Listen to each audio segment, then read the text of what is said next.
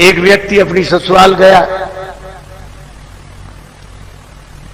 गांव का रहने वाला था।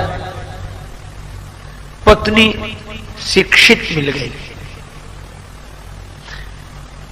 ससुराल पहुंच गया बिना सूचना के। उसकी देवी ने बड़ी प्रशंसा कर रखी थी कि बड़े सुयोग्य हैं, बहुत समझदार हैं। तो उसकी सहेलियां इकट्ठी हो गई, वो भोजन के लिए बैठे। पत्नी मन ही मन डर रही थी कि इतनी इनकी बात बनाई है, पर ये कैसे हैं सो तो मैं जानती ही हूं। चलो, तो गांव की परंपरा, वो भोजन बनाने बैठी चूल्हे पर, और उसने सामने उनको बिठाया भोजन करें। अब उसकी सहेलियां परोस रही थी भोजन बार बार। पूड़ी साग थाली में आया, वो ऐसा विचित्र आदमी एक पूड़ी उठा गया। सोच रहा था छोटी सी पूड़ी है, इसके टुकड़े करना, ग्रास करना तो बेकार है, पूड़ी ही ग्रास है। वो एक पूड़ी में साग रखे और एक। अब उस देवी को बड़ा संकोच लगा, बड़ी लाज लगी, किसने नाक कटवा दी। और सहेलियां मुस्कुरा मुस्कुरा कर कहें, जैसा आपने कहा था वैसे ही हैं, बड़े समझदार हैं बहुत। तो महिला बड़ी विवेकवती थी, उसने सोचा कि बात किसी तरह बन जाए। तो वो तो पूरी खाए जा रहे थे। अब उसको था कि ये हमारी तरफ देखें तो हम इशारा करें। तो जैसे उस उधर देखा तो उसने भोजन बनाते बनाते इशारा किया, उंगली द्वय उठाई गंवारपन पति को देख, कि एक एक पूरी के ग्रास दुई करे जा। दो उंगली उठाई कि कम से कम एक पूरी के दो टुकड़े तो करो, इतनी छोटी भी नहीं है कि तुम दो टुकड़े ही ना करो। पति ने समझा कि हमारी पत्नी पूरी सहानुभूति के साथ कह रही कि थके हुए हो, इतनी दूर से चलकर आए, एक पूड़ी में क्या होता है, दो दो। अब तो एक पूड़ी उठावे, उस पर साग रखे, दूसरी पूड़ी उसके ऊपर रखा। द्वे द्वे को चावे लागो मूढ़ जब एक साथ। तो पत्नी ने अपना माथा पीट लिया। समझाने वाले तभी माथा पीटते हैं कि समझने वाला उल्टा ही समझे। तो माथ ठोक त्रिया कहे लाज सो डरे जा। मत्था पीटा कि लाज तो न कुछ तो समझ। पति ने समझा, ओ बड़ी भूल हो रही थी। पत्नी कह रही है कि ये पूड़ियां साधारण नहीं है, पूजा की पूड़ियां हैं, इन्हें पहले प्रणाम करो, माथे से लगाओ, फिर खाओ।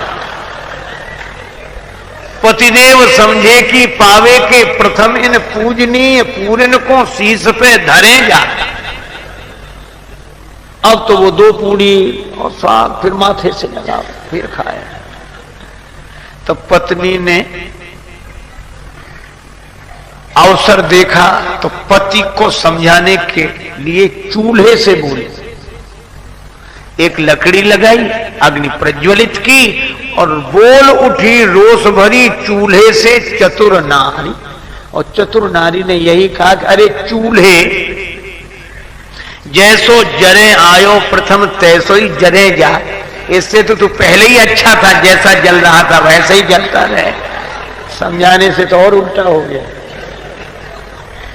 कई बार लोग उल्टा ही समझते हैं।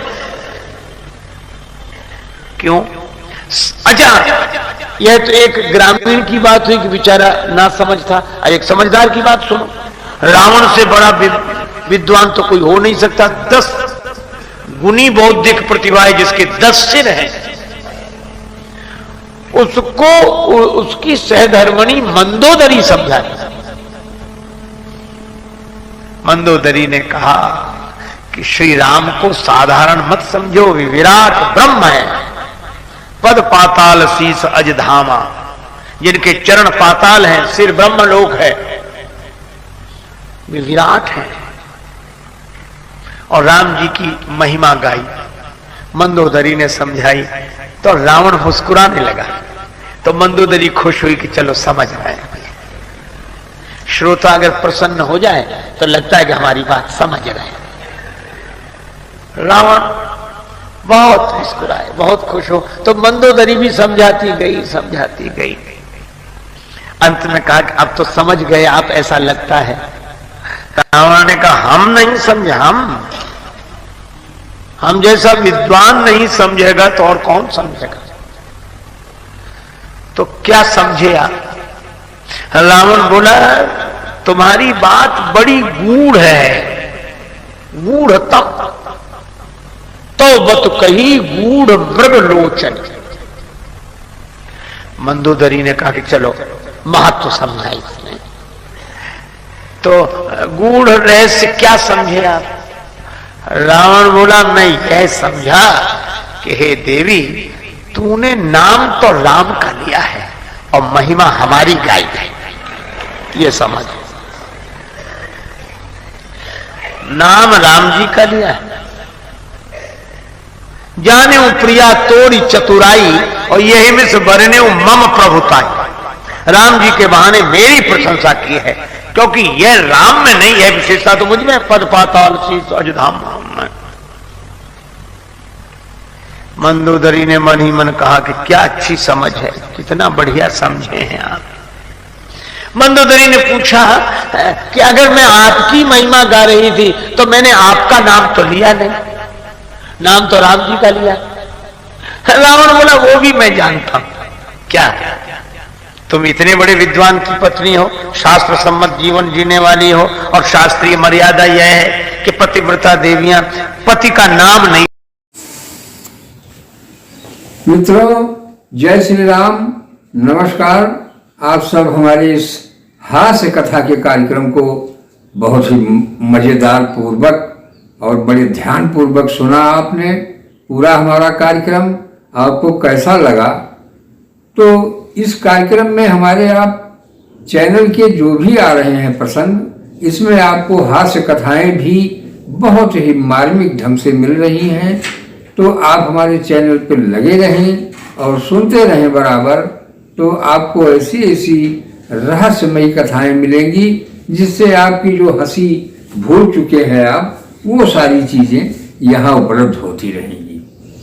क्योंकि आज के इस भौतिक समय में हर व्यक्ति परेशान है और यही लगा हुआ है हाय धन, और उसका मन मस्तिष्क चित्त सभी बिल्कुल सीरियस बना हुआ है, जिससे कि शरीर में अनेकों प्रकार की बीमारियां उत्पन्न हो रही हैं। इसका कारण बस मूल यही है कि हम संसार में परेशान हैं, हर भौतिकता की चीज हमें चाहिए। तो भौतिकता के लिए हम जब सन्मार्ग और सत्कर्म करते रहेंगे तो निश्चित है हमें टिकाऊ चीजें, हमारा जीवन अस्थायी बनेगा। तो अस्थायी बनने के लिए हमको ही यत्न करना पड़ेगा। ईश्वर या भगवान वो सब नहीं ऐसा कर पाएंगे कि आपको सब देते रहें, आपके मुंह में खिला भी दें, क्योंकि बनाना खाना हमको ही पड़ रहा है। तो किताबी ज्ञान लेना है, पढ़ना है, अनुभव करना है, परीक्षाएं देना है, तब पास होकर के कहीं जाके हम सर्विस पाते हैं, नौकरी पाते हैं, और तभी हमारा जीवन एक कल्याण मार्ग की तरफ चलता है। किंतु हम वहां पहुंचने के बाद हमें धर्म नहीं भूल जाना चाहिए, परोपकार की भावनाएं, छल। तो साथियों, जब तक हम परोपकार, धर्म, इन सब मार्गों पे नहीं चलेंगे, तब तक हमारा कल्याण का मार्ग नहीं प्रशस्त होता है। तो हमें ये चाहिए कि हम अपने जीवन यापन को करते हुए और दूसरे की भलाई में भी हमारा समर्पण भाव हमारे पास होना चाहिए। हम जिस कार्य में लगे हुए हैं उस कार्य को करते हुए किसी को कष्ट न पहुँचे और हम सेवा भाव में लगे हैं, तो हमारा निश्चित है आगे बढ़ंत ही होती जाती है हर व्यक्ति की, क्योंकि ये धर्मशास्त्रों ने जो बताया है नियम, वही बिल्कुल चल रहा है। हमें आपको अपनी तरफ से कुछ भी, कहीं भी कोई भी गलती न होने पावे, यह विचार भाव में हमेशा रहना चाहिए और अपनी बुरी आदतों को हमें छोड़ते हुए सत्कर्म के मार्ग पर चलना चाहिए। साथियों, तो आपको ये हमारा कार्यक्रम कैसा लगा आप लोग हमें कमेंट के माध्यम से जरूर बताएं। और यदि हमारे चैनल पर नए हो तो आप हमारे चैनल को लाइक, सब्सक्राइब, शेयर कर लें, जिससे कि आपको बहुत ही महत्वपूर्ण जीवन की रहस्यमयी बातें मिलती रहें। और जो भी त्रुटियां होंगी क्षमा करेंगे दोस्त। धन्यवाद।